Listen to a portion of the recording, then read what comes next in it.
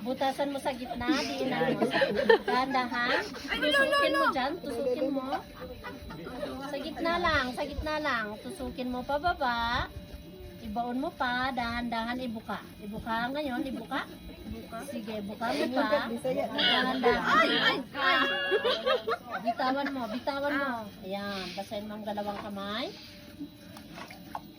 Ngayon, hagurin mo paakyat para humaba. Clip your thumb. I-clip mo yung hinlalaki mo. Straighten mo, i-relax mo ang kamay mo. Ano ang relax sa Tagalog? Hagurin mo paakyat para humaba. Okay, relax. Huwag mong patigasan ang kamay mo. Slide up. Relax sa Tagalog, Chin. Chill. Slide up. Hold. Right your hands. Basta nagkakaintindihan Yan po na ang naman. basic shape. Ang beginner shape ay mangkok. Para makagawa ng mangkok, itulak mo sa loob. Apat na daliri. I-relax mo ang kamay mo dito. So galing sa baba, tulak mo palabas. Huwag mong clip your thumb. You have to clip your thumb. Hindi pa baba, hindi na butasan. Upwards and slide up. Up.